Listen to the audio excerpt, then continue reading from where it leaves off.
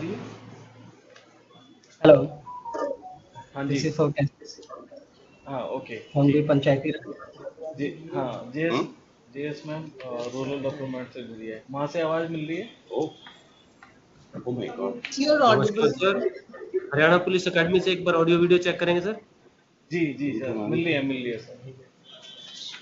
Thank you जी, आ sir. रही है। Sir, this is from the Ministry of Panchayati Raj. Are we जी, audible? Yes yes Yes, yes, That you're is audible. audible. Thank you.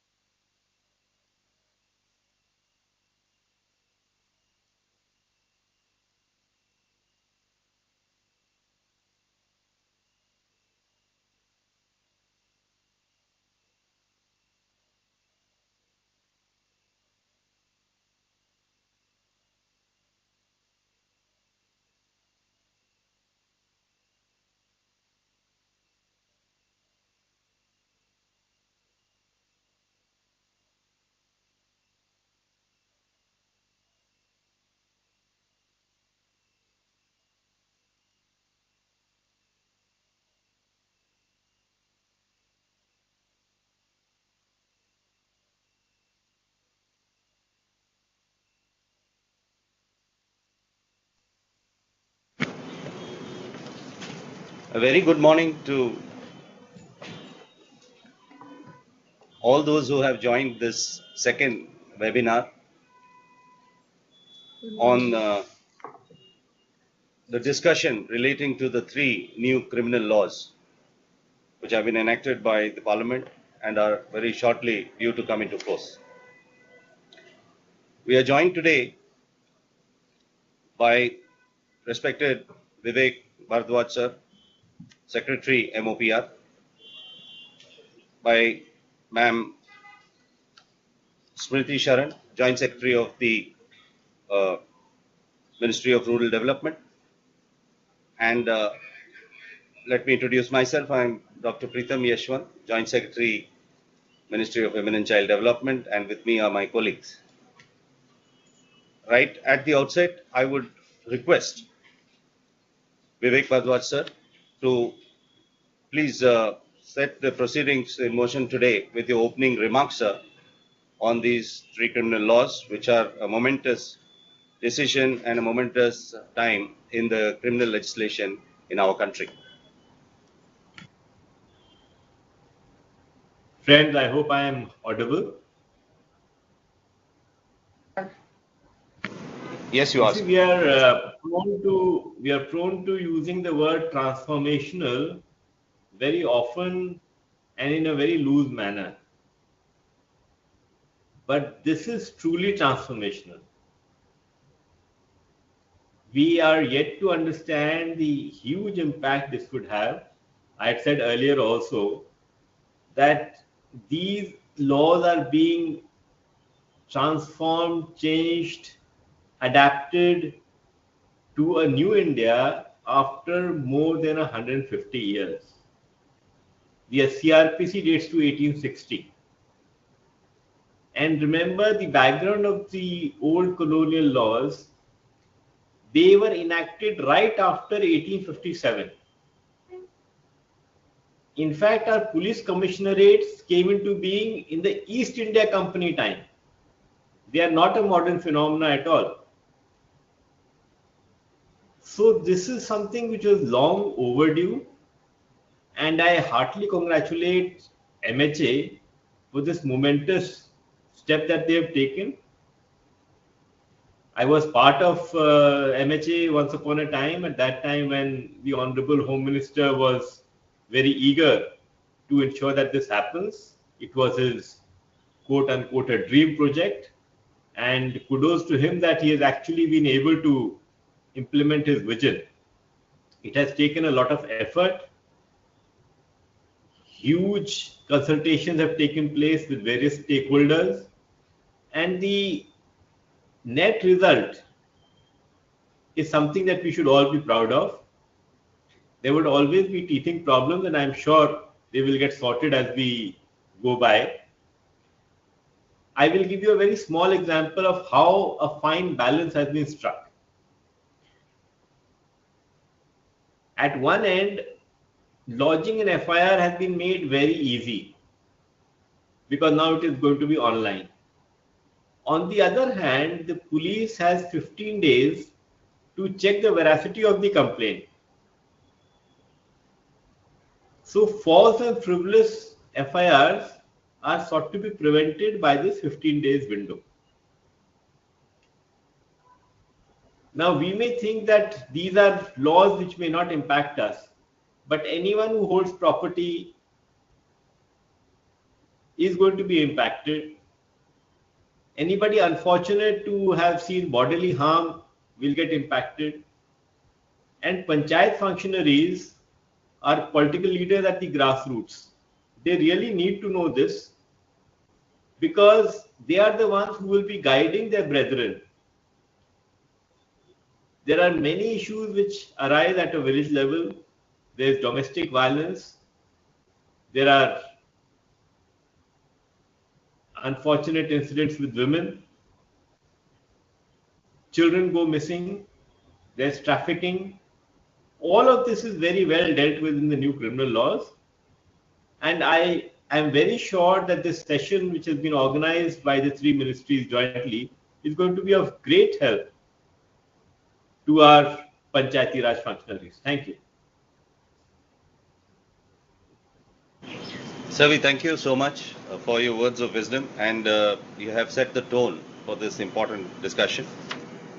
These laws come into effect from 1st July, and they focus on improving the criminal justice system with an increased emphasis on access to justice, victim centricity, gender neutrality, and timely disposal of cases, with the additional major input of involving technological advancements into the criminal adjudication system, and to tackle with cybercrime, and to further increase the systems in which organized crime can be also tackled. And all these provisions have a direct impact on crimes committed against women and children. With this, I request our next speaker, Ms. Smriti Sharan, respected Joint Secretary from the Ministry of Rural Development, to say a few words. Respected Secretary MOPR Bhardwaj sir, my colleague Pritam Yashwan, and all the colleagues who've joined from across the various parts of the country, particularly everybody who's joined from the villages, from the panchayats, from collectives, and especially our DDs from the self-help groups. Namaskar to all of you. It is indeed an absolute privilege to address all of you on this day. And as Secretary MOPR has said, that this move towards the 3 new laws is truly transformative. And therefore, all the country folks who've joined across the country, this is just to tell you that you're going to be part of a very transformative process in the making. As you're aware, the Deen Dayal Antyodaya Yojana National Rural Livelihood Mission has over the last decade placed a lot of emphasis on community architecture and has very systematically, with your support, built a pyramidal structure where the foundation is laid by creation of self-help groups, which is then followed by village organizations and finally the cluster level federations. This organized structure in the last 10 to 11 years has shown it to the nation that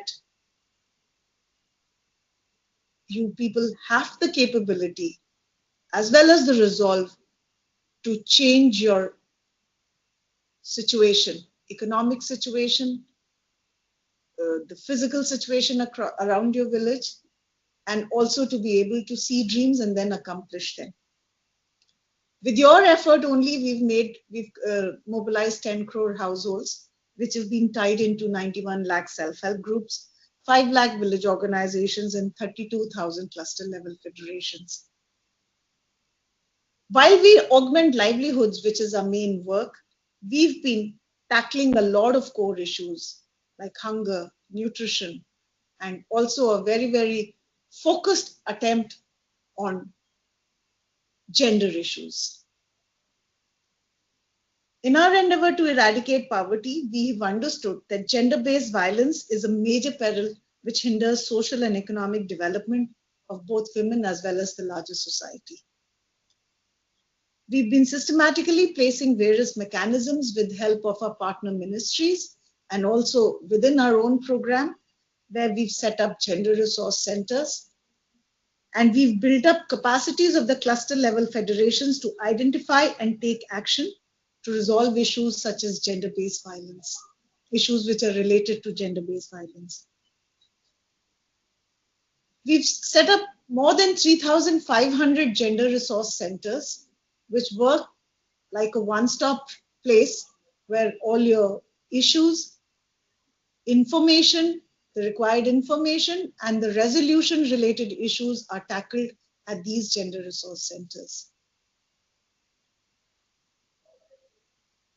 All of you must be aware that in partnership and in true spirit of convergence, we've done 2 successful years of Nai Chetna, which is a specific campaign which we'll run during the months of December and January, which tackles the issue of gender-based violence.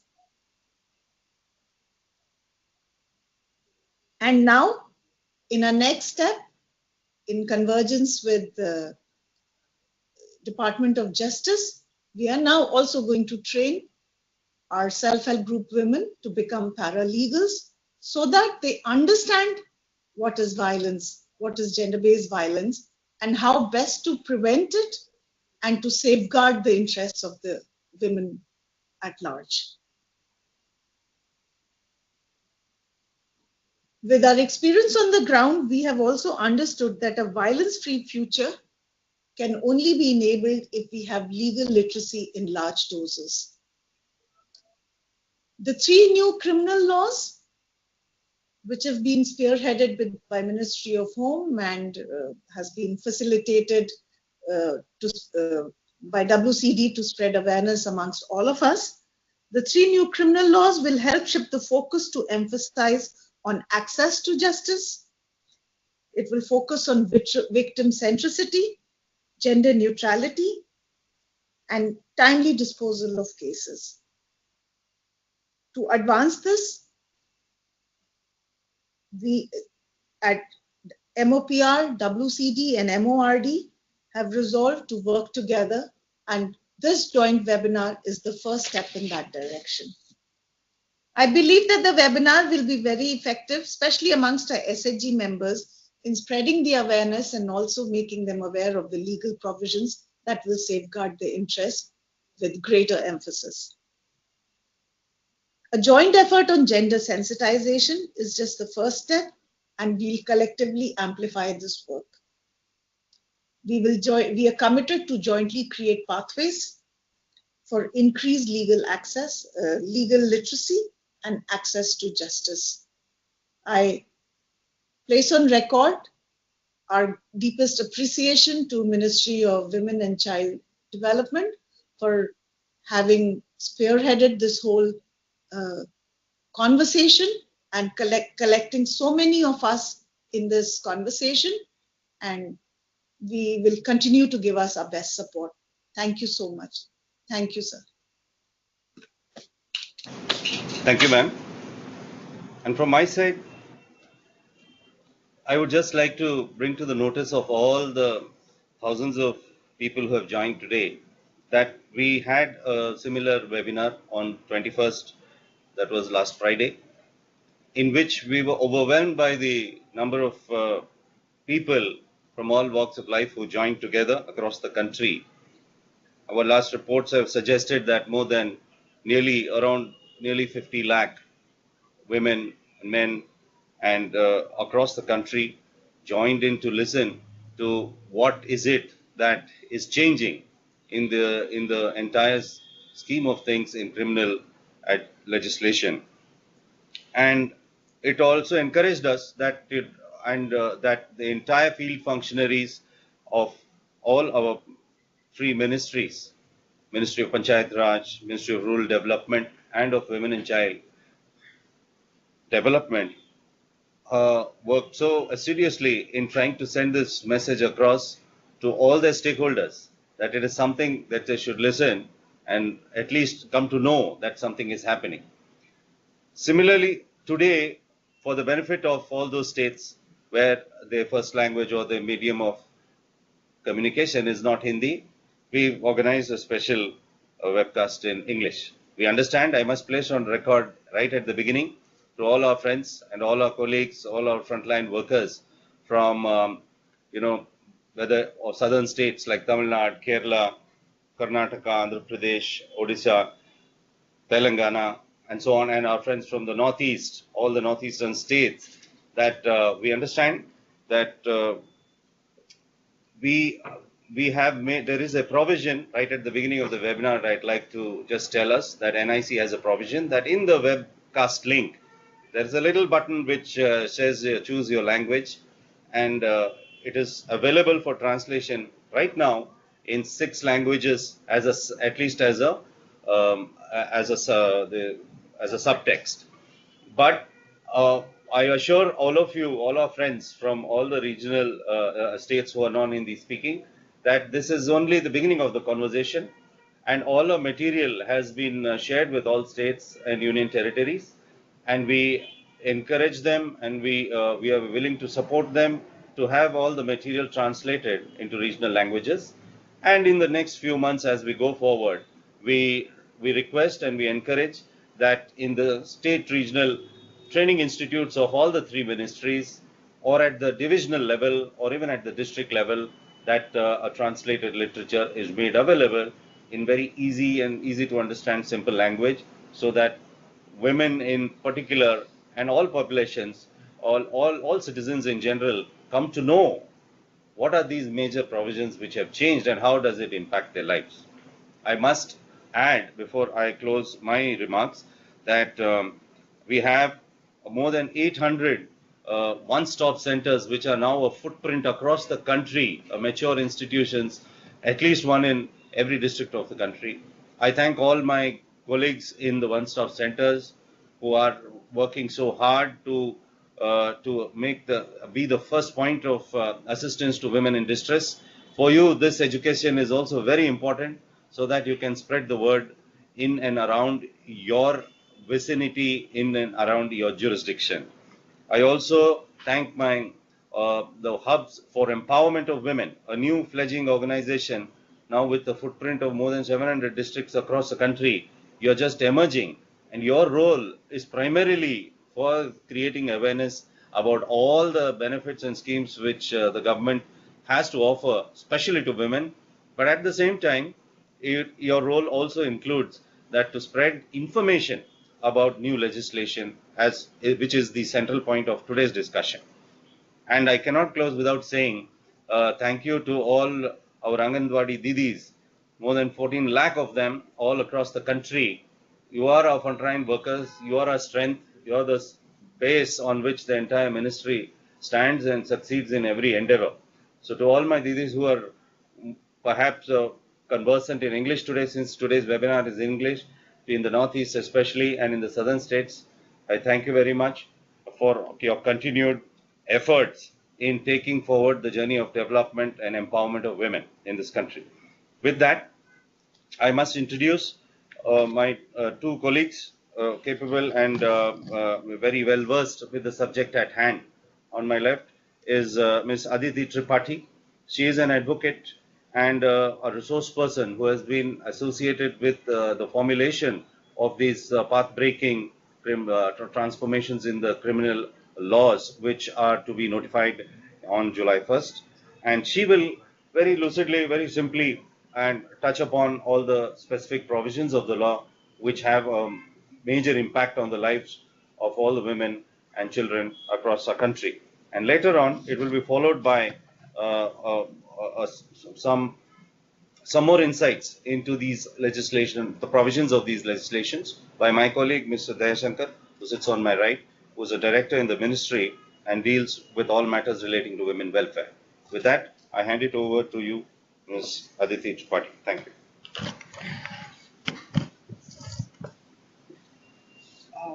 Respected Secretary of Panchayati Raj, Ministry of Panchayati Raj, Mr. Vivek Bharadwaj, respected Joint Secretary, Dr. Preetam B. Yashwant of Ministry of Women and Child Development, Madam Smriti Sharan, Joint Secretary of Ministry of Rural Development, and Director Shri Daya Shankarji of Ministry of Women and Child Development. Very good morning to all of you. Namaskar. It is my great privilege to be talking to you today about the 3 new criminal laws that have been passed by our Parliament in December 2023.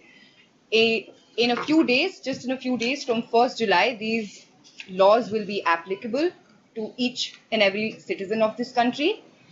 Now, criminal laws are such laws that are valid upon and that affect the lives of every citizen of this country. They are not special laws. After a very prolonged study, we have come up with new laws. Why? So the question arises, what was the need of having these new laws? So if you look at the current criminal justice system, it is governed by laws that was given to us by the Britishers when they were a colonial power over India. So if you look at the Indian Penal Code dates back to 1860. So in my law college, when I first started studying IPC, I was also very confused about why do we have laws that were given to us by Britain, and why are we still moving ahead with these laws? It is important to understand that these laws were formulated by the colonial power for the colonial power. It was to protect their own interests. It was to ensure that the subjects, that is the general population over which they were ruling, can be controlled, can be punished, can be demoralized. They prioritized punishment over justice, so the element of justice was really missing in these laws. Secondly, why there was a need is because these laws are colonial. Imagine a penal code, a legislation which provides offences was made in 1860. So the Indian society at that time was very different. Today, how we stand as a society, we are very different. And over the years, we have seen that this system is rigged with a lot of problems. One problem is that there is no certainty as to when a criminal trial will come to end. There is less accessibility where, because of lack of legal awareness and also because of certain difficulties in procedures, uh, it is difficult for a common person to have access to law enforcement agencies or to have access to even basic documentation that pertains to their cases. Secondly, there was a lack of transparency that was felt. And this lack of transparency also is also reflected in the fact that the kind of evidence that is collected does not end up being credible enough at the end, by the end of the criminal trial. So all of these problems were looked at, and it was thought of what can be done to find a solution to these problems. So there was a study, a deliberation that spanned over 4 years. People from all sects of society which are affected by this, who are the prominent stakeholders, be it the general public, be it judges of district courts, high courts, supreme courts, MLAs, MPs, legal professionals, advocates, forensic experts, information technology experts, police, and other law enforcement agencies. All of their suggestions were invited. All of their suggestions were then deliberated upon by a committee of experts, which planned to create a system which does transform the existing criminal justice system, but it does not happen at the cost of uprooting the system that we have today. So these laws are made to adapt to the current system and ensure that the current system gets modernized slowly and slowly. So if we look at what the new legislations have brought to us, certain things come out prominently. First is its victim centricity and ensuring that these are public centric laws which ensures access to justice and protection of the rights of victims and public. So for this, one of the most important changes that have been introduced is pertaining to how we file an FIR. So say an offense has occurred. Currently, what is required by a person if they want to file a report against that offense is that they go to the jurisdictional police station of where that offense has occurred and then file a police report there. So a lot of times this led to a lot of corrupt practices, and a lot of times due to lack of awareness and lack of knowledge, people did not know about which police station to go. Say the offense happened somewhere else and they live somewhere else, it became a difficulty to go there, attend proceedings in the police station when you're called as a witness to give your statements and other things. So this problem has virtually been done away with, because now they have introduced something called a zero FIR, which means you can file a police, sign the report, but this is done so that the police is sure that an offense has occurred and an investigation needs to start forthwith. Say in a situation where your police FIR is not being registered even after the introduction of zero FIRs and EFIR, then you have the opportunity of going to the superintendent of police, writing a complaint to him and asking for his intervention. He will assess the situation and ask a subordinate officer to conduct investigation. Say if you do not find relief even over here, then you have the option of going to a magistrate and filing a complaint with the magistrate, seeking the intervention of the court's wisdom, and then the court can ask the police to conduct investigation. So these are certain very important changes that have been brought about, which will strengthen the rights and protect the rights of public and victims. Secondly, it has been said in law now that the victim or the informant has to get a free copy of the FIR from the police station. So the protection of the right to information is instituted at the very beginning of this process. Secondly, women who have suffered, who are victims of certain sexual offenses like rape and gang rape, in those situations, a lady police officer has to record their first information report. In cases where there are individuals who are mentally or physically disabled and their movement is highly restricted, in those cases a police officer has to visit their place of residence or any place that they are comfortable in with the assistant. They can have their parents, relative, or social worker while they are giving their statement to the police officer, and such a proceeding may also be recorded to ensure that no abuse of power is taking place at this point. Secondly, once the police report is registered, a lot of times witnesses are called to the police station to answer a few questions to assist in the process of investigation. Now, a change has been introduced in this as well, that if you are a woman or a male victim first. So a lot of times before, because of circumstantial environmental pressures, political pressure, any other kind of pressure, the prosecution would withdraw the cases without even intimating the victim. So a victim has been made central to this criminal justice system, and no court can allow the prosecution to withdraw the case without listening to the victim, and the victim will be given a complete. So for this, technology has been leveraged in a fantastic way. So a lot of procedural things like servicing of summons, notices, warrants, supply of documents, all of these things used to take a lot of time because they used to be done manually. So now electronic medium has been adopted for these things. Electronic medium has also been adopted for presenting yourself in court if you have to give a statement or you have to be cross-examined or you have to depose evidence. So anybody, victim, witnesses, any public servant, any expert, they can now go to a place that will be designated by the state government, and they don't necessarily have to go to the exact court premise where the court is happening. So this also, in cases where people are not in the same jurisdiction of the court, they do not have to travel for the purposes of giving their evidence. Hence, this brings about a lot of convenience, and this also speeds up the process of court proceedings. Secondly, to bring about accountability, one of the most important things that has been done is that once you file an FIR, within 90 days, a police officer has to inform you about what progress has the investigation taken, what steps have been taken, what are going to be taken. The victim will be informed fully about this within the first 90 days of filing the police report.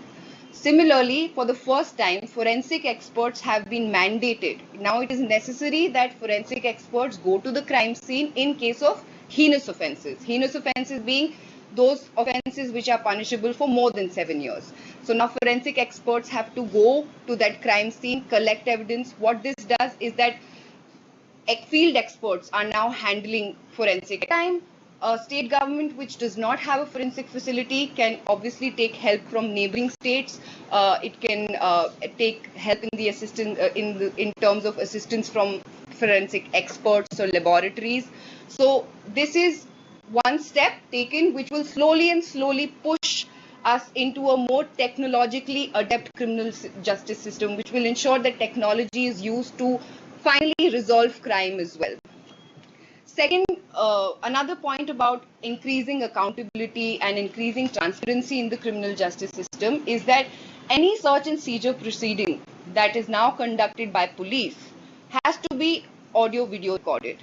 In fact, starting from the search and seizure proceedings, after that, even when the list of items is made, witnesses are called, or the entire process has to be recorded through audio-video electronic means, which will be used as evidence later when the trial that you have to be a part of.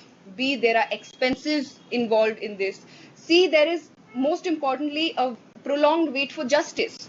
So to ensure that certain proceedings, certain stages are not left to happen at any pace, they have been put strict timelines. So things like filing of discharge petition, framing of charge, police for attention paid on rehabilitation, and there are steps taken to reduce the chances of a person recommitting a crime, recidivism, what we call. So a lot of efforts have been put in ensuring these two goals as well. So firstly, bring about a change in their perception of how they want to live their lives. So any sort of community activity. This can be working with the elderly, this can be like planting trees. This is left to the discretion of the state governments or the court to decide what they want to bring under the ambit of community service. Second, so like say for the crime of theft, a very nuanced approach has been taken. So somebody who's a repeat offender, for them the punishment has increased. It has now become up to 5 years. But for a person who's committing a small theft and is committing it for the first time, so if the theft is equivalent to the amount of 5,000 rupees, and the person agrees to either return the amount or return the object that was stolen, can be let off on community service. So this is an important step, because not all crimes committed because of some great conspiracy and planning. Sometimes crime is also a result of extraordinary circumstances of an individual. So the law has taken a balanced approach as to how to deal with such situations. Similarly, if we look at our prisons, so around 75% of the prison population is people who are under trials. That means their case is still going on. The investigation, inquiry, or the trial is still underway. Not convicted of offenders, but they have spent an excessive time in the prison system.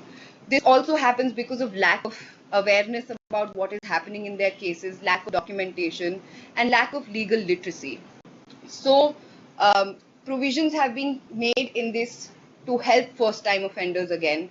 The earlier provision was that everybody who completes half of the sentence that is awarded to them, they will then be entitled to a statutory bail.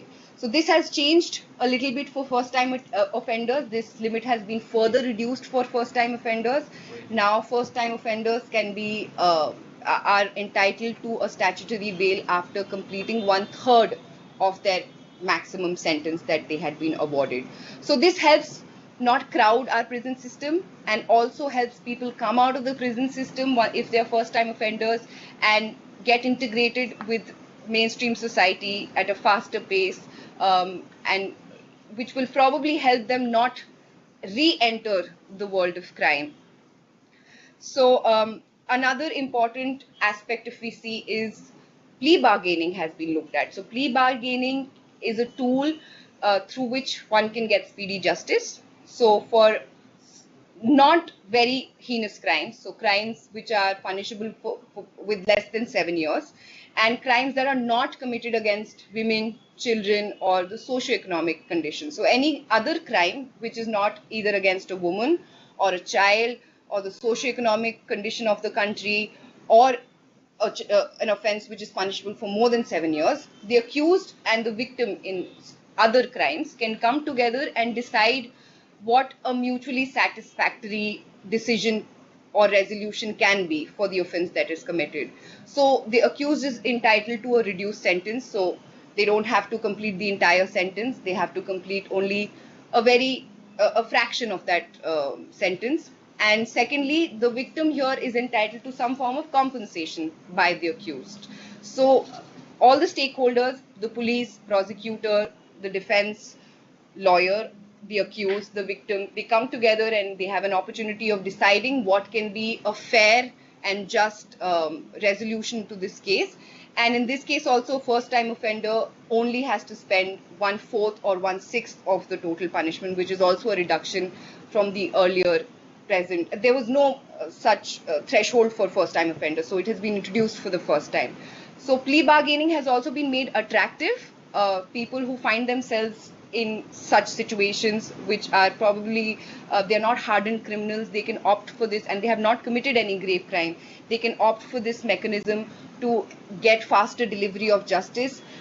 This will reduce court burden, this will reduce delays that occur because of overburdening of our judiciary, and it is a great way in which both the accused and victims get to sit across a table and discuss what they want from each other. Not the accused from the victim, but what the victim wants and what they are entitled to in order to get justice. Now, if you look at the crimes against women and children, so 2 new offences have been introduced which cater directly to the interests of women and children. One is any act where a person is either hiding their identity or making a false promise of marriage, or alluring a woman or inducing a woman by giving her the false promise of employment or promotion. By doing this, if they establish sexual relationship with that woman, it will not be considered rape, but it's still an offense because the consent of the woman was not honored. It wasn't an informed consent based on which such relationships were initiated. Hence, it has been made a criminal offense. Now, this is one of the most formidable changes, which protects gives a very nuanced protection to the consent of a woman. So consent of a woman is not just MOPR, WCT and MOR. okay. So consent of a woman is not mere agreement. This mere agreement should be based on correct facts, correct knowledge, and this law aims to protect women from being manipulated, from being lied to, and using certain tactics to get women to establish sexual relationship with people. Secondly, crime against children. So the act of hiring or employing a child and making a child commit a crime on your behalf has been made a punishable offense with very stringent punishment. So this is a very important safeguard for our children, because children, because of owing to their age, they are innocent. They do not have the kind of discernment power to understand the consequences of entering the world of crime. And a lot of instances have been seen, especially targeting children within the age group of 15 to 18, making them commit crime. And this fulfills the intention of the hiring criminal also, because he kind of convinces the child that you will not be given very stringent punishment. You can do this, you can get away with this. But for the child, it is very detrimental, because they are exposed to an environment of criminality. They are exposed to a lot of dangers in a very nascent stage of their life. And this has very prolonged, lasting effects on their psyche, on their socio, adjustment levels, and how they operate in society. Hence, this is a very important safeguard that has been introduced for protecting children. So if you look at the criminal laws that have are ready to be implemented from 1st of July, you see that certain very transformational steps have been taken to ensure that our criminal justice system becomes more modern, it becomes more accessible, it is more victim-centric, it is more public-friendly, it is accountable, it is transparent. All the authorities are answerable to public, and their regard or their duty towards public has been enhanced. And hopefully, slowly, this system, as it begins taking shape and form through our court system, through our law enforcement agencies, within a few years, we will see how quickly our criminal justice system has also been revamped, how we are assessing forensic evidence, how much they are aiding in leading to a proper resolution of crime, how the conviction rate goes up. So these are things to look forward to. So I hope all of you educate yourself about these laws, because these laws do affect you. They affect every individual, and they are interesting to read and see and assess for yourself how they will bring about a change. With this, I conclude my speaking time over here, and I give the mic to Mr. Dayashankarji, who's going to elaborate more on aspects of women and children through these new laws. So.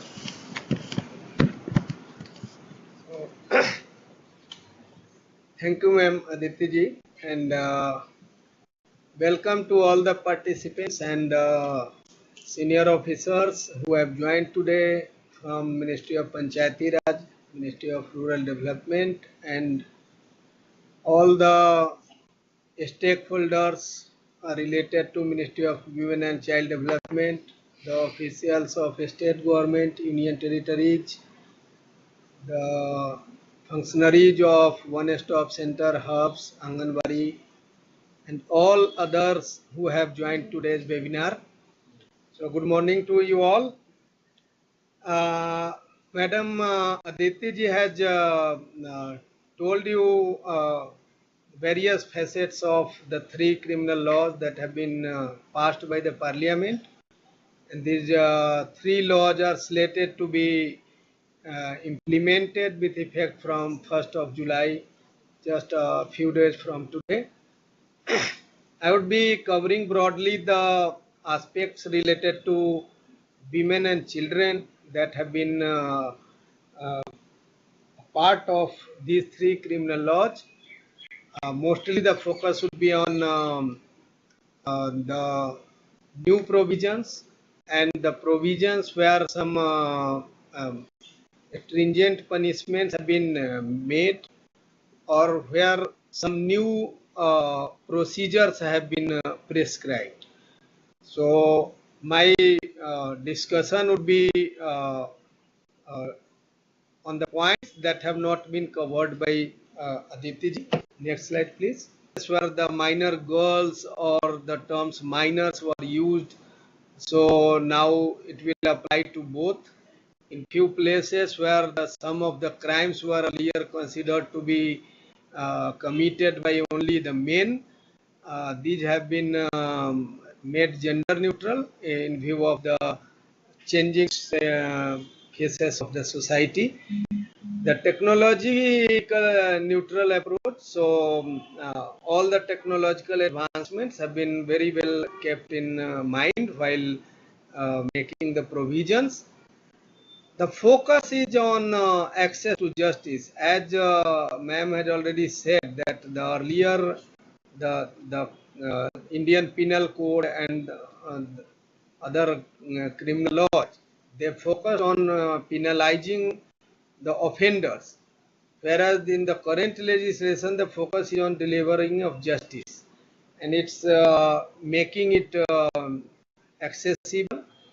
Cost should not involve much cost, and where the human rights of the citizens are protected, because it has been for the first time it has been seen from the angle of human right violations as far as crime against women and children are concerned mainly. There are enhanced punishments for heinous crime that we'll discuss subsequently. It has been experience of the citizens that they were facing harassment after approaching the police. So those kind of issues have been taken care of, and the foremost point is that ease of living of the citizens has been the center to the all the three legislations. Next slide. Here, I would like to talk about worst forms of crimes against women and children, and this is violation of the human rights of the citizens, where they are trafficked for the purpose of exploitation against their will, for the with the use of force or lure or some kind of incitements. So the human trafficking has been included as a form of organized crime. A new section has been added, and if you see the human trafficking for prostitution or ransom, this is explicitly mentioned because every year thousands of women and children go missing.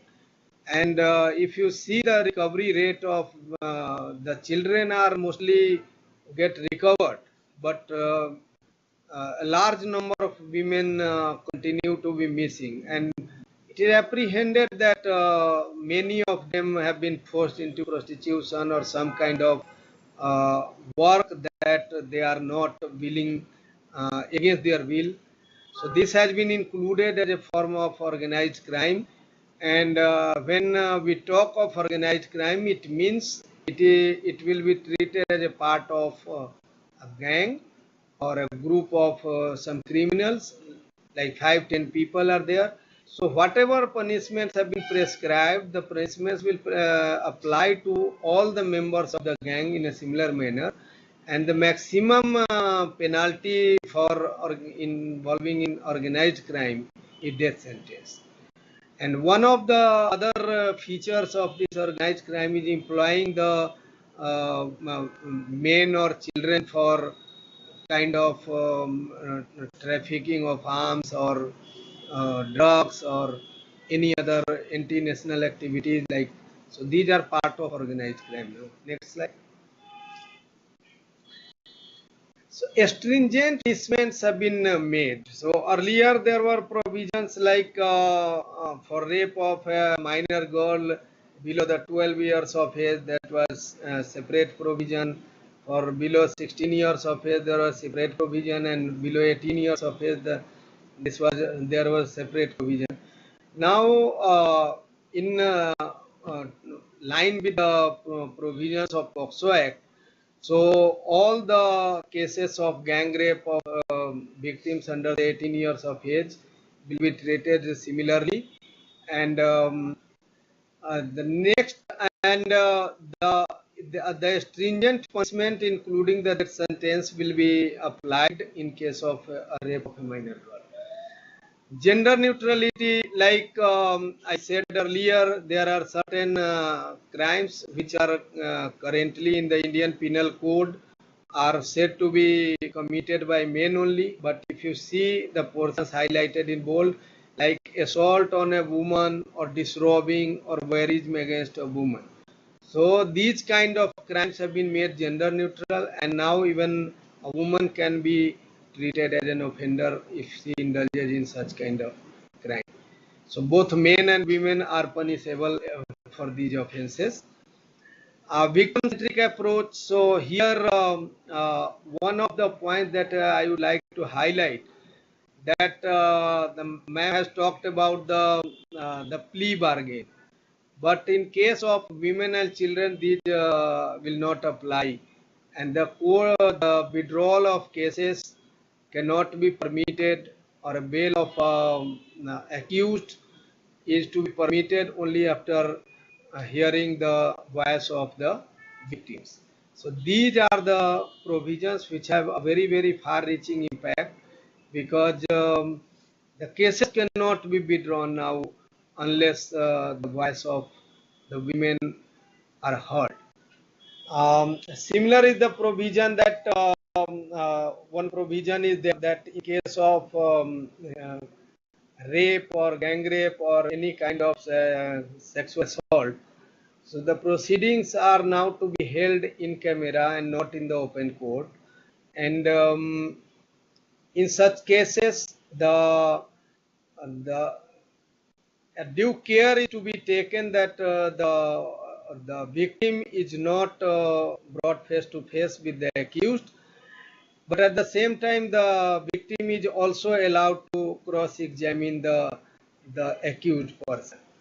So these are the kind of sensitive approach that will certainly enhance the confidence of the women and citizens in the criminal justice system.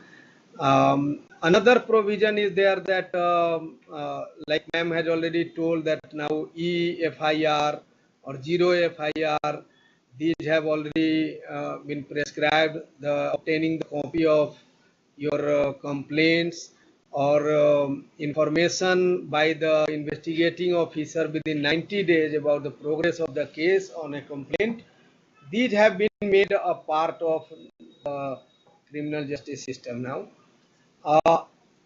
One very because of the new advancement in the society, and when the girls are going out for study, for jobs, it has been seen that in many cases they were lured by some criminals or the people with criminal mind who offer them some kind of lure on the pretext of false pretext of promise of marriage, or to offer employment or jobs or a good life in bigger cities, and they take them out of their native places, and they exploit them, or many a times hand over them to some criminal syndicates. So these kind of offences have been made a part of the new system. So sexual intercourse on the promise of false marriage, promise of marriage, employment, etc., or by suppressing the identity also. Like a person if promises or tells that false information about the religion, caste, or status, or whatever. So if he's hiding his actual identity and indulging in a sexual intercourse, that is considered to be a very serious offense. Next slide. The offenses against children. So, as you are aware, one of the very important points that I would like to highlight here, that in the Indian Penal Code, there is an exception under the rape, that if a person is having intercourse with his wife at the age of 15 or above, it is not considered as a rape.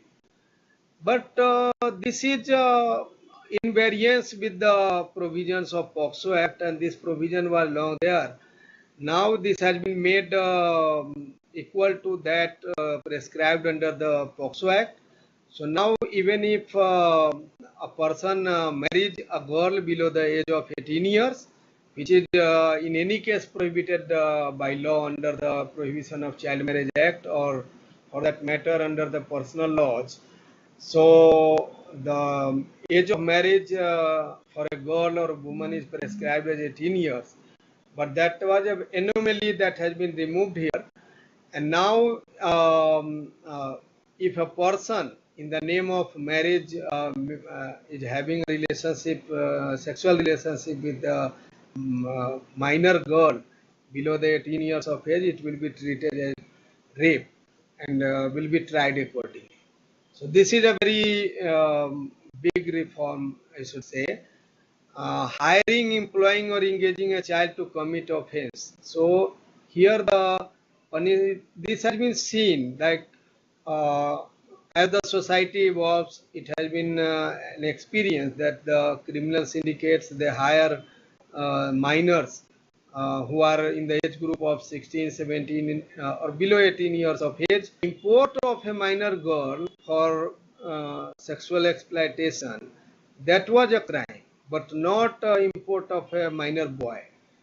But now here it has been made gender neutral, and now even import of a minor, whether it's a minor boy or a minor girl, it will be treated on the same footing, and there will be a same kind of punishment prescribed for both the offenses. Next slide, please. In this slide, we have just for, it is not comprehensive, but just for reference purpose, we have crime against women, which the government is very much concerned and giving the highest priority of securing the safety and security of women in the country. Their provisions have been made where there have been enhanced punishment prescribed for crimes against women, wherever which are commensurate with the nature of offense. Like if you see the example here, the buying of a child for the purpose of prostitution. So this is the worst form of a crime that one can think of. If you are indulging, buying a child is itself a crime, and buying a child for the purpose of prostitution is the worst form of human rights violation. So here earlier the punishment, not earlier, right now it is applicable. It will come into effect from 1st July only. So currently it is extendable up to 10 years. But now under the Bharatiya Nyaya Samhita, it has been prescribed that minimum 7 years of punishment has to be there. And the maximum has also been enhanced from 10 to 14 years of age. Similarly, exploitation of a trafficked child. We have talked about the trafficking, organized crime and trafficking. So here, if a person is trafficking a child, so here again the punishment prescribed was earlier not less than 5 but extend to 7 years. Here also it has been enhanced from 7 to 10 years. Though minimum has been kept at the same level, but the maximum punishment has been increased from 7 to 10 years.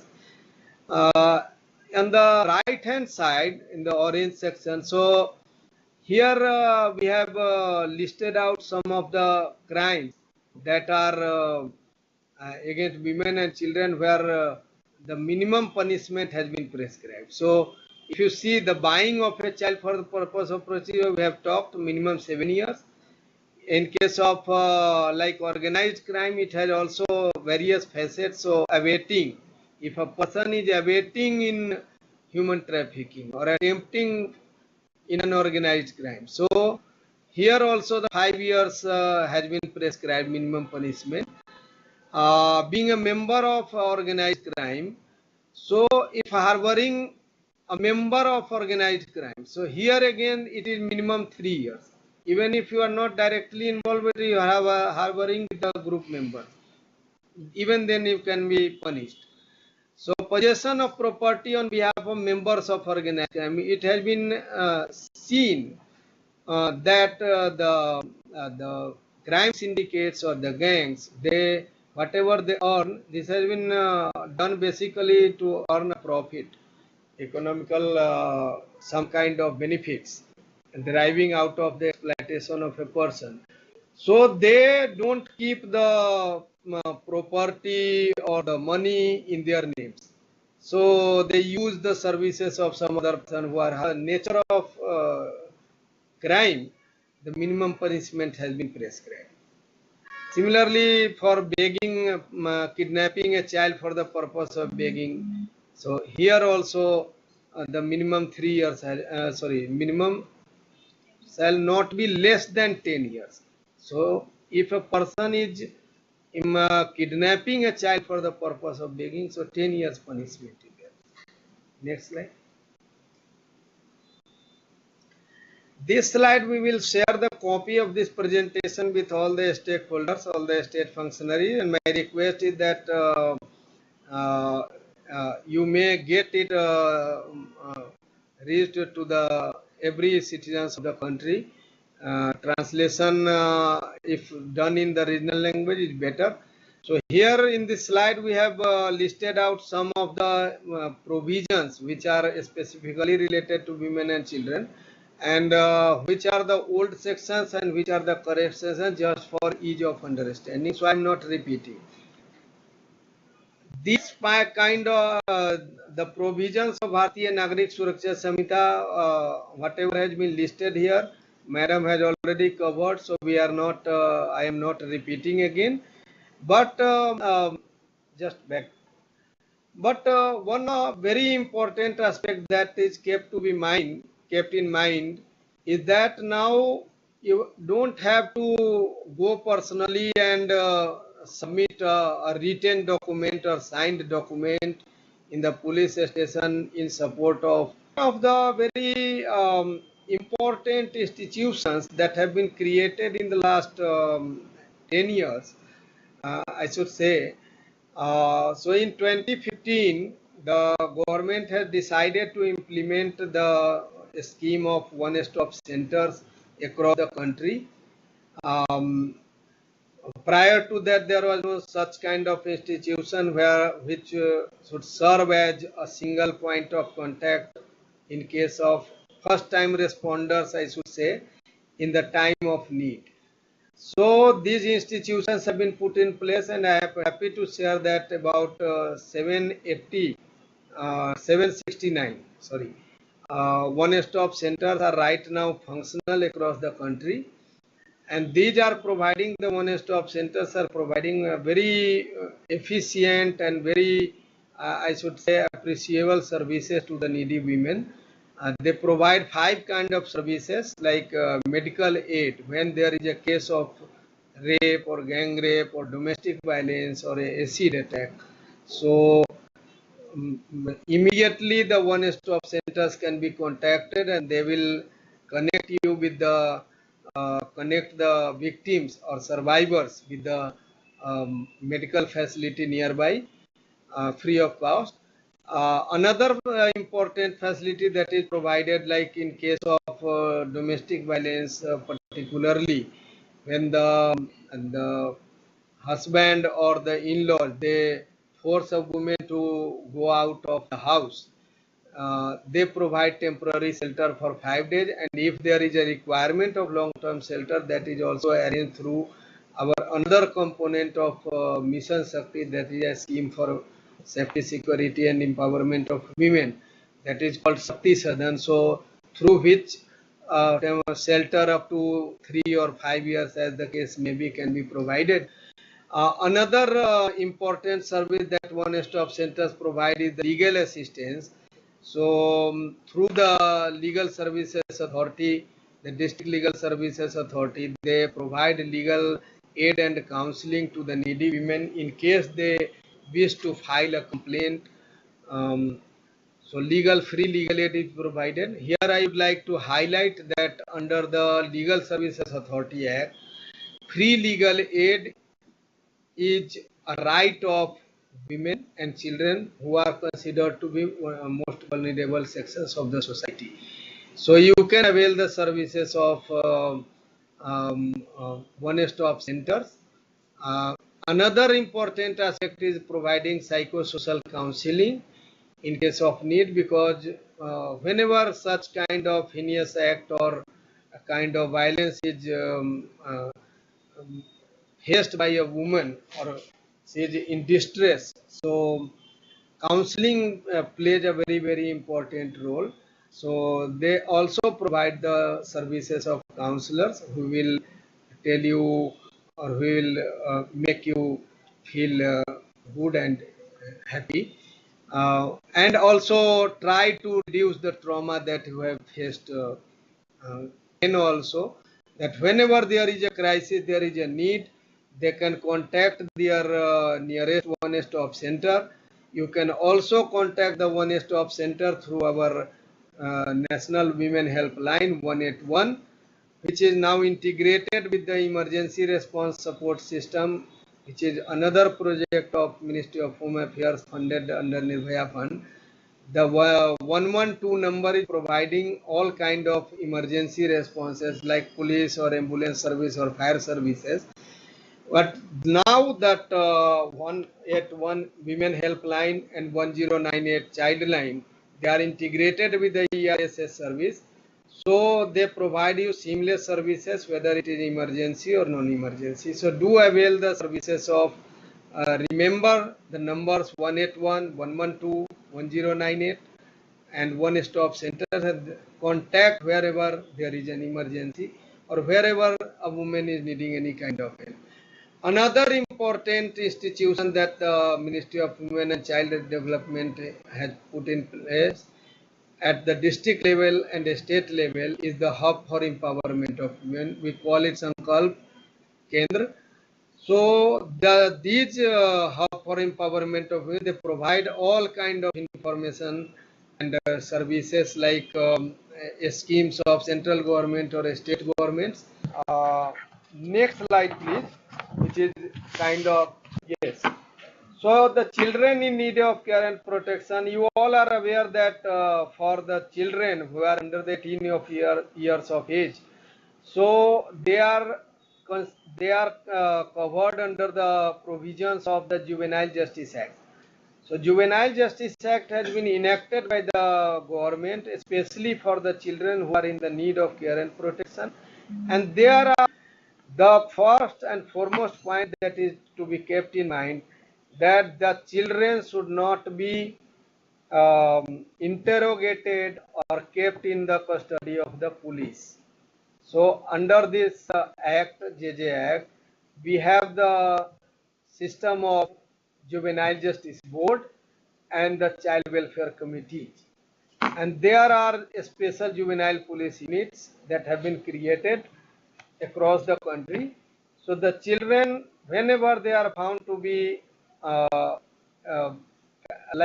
crossing the boundary, I should say, not an offender, so they should be treated and placed before the Juvenile Justice Board in case of conflict with the law, and in case they are children in need of care and protection, they should be placed with the child welfare committees for their rehabilitation and taking care.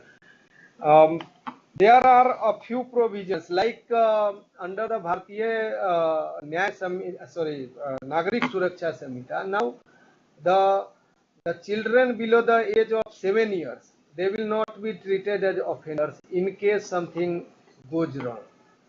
Similarly, the children between 7 to 12 years of age, so they are also considered to be, if they are not able to, they are not matured enough to take decisions themselves. So even if they have committed some kind of crime or offense, they will not be treated as a criminal or offenders or child in conflict with the law.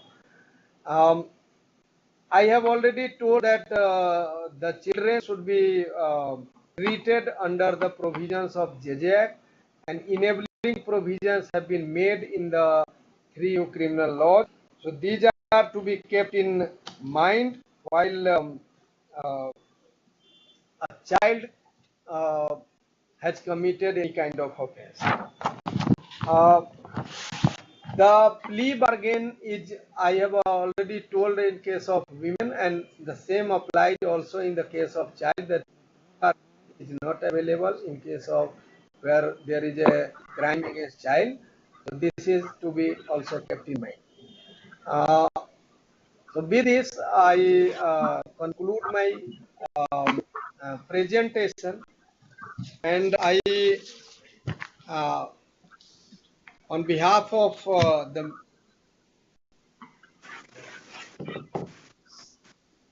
So with this, today's our webinar has come to an end, and I thank Vivek Bhardwaj sir, Secretary Ministry of Panchayati Raj, for gracing the today's webinar with his presence and addressing the audience. Also thank Madam Smriti Saranji, Joint Secretary Ministry of Rural Development, for your presence, ma'am, and all the officers of the Ministry of Women and Child Development, Ministry of Rural Development, Ministry of Panchayati Raj, officers from states and UTs for joining today's webinar, and my heartfelt thanks to all the participants who have joined from across the country and benefited from today's webinar. My request to you all is that not keep the information that you have gathered today to yourself, but to spread it across each and every region of the country, so that it reaches all the villages, every gram panchayat, every urban local bodies, and so on, to every citizens of the country. Thank you. Jai Hind.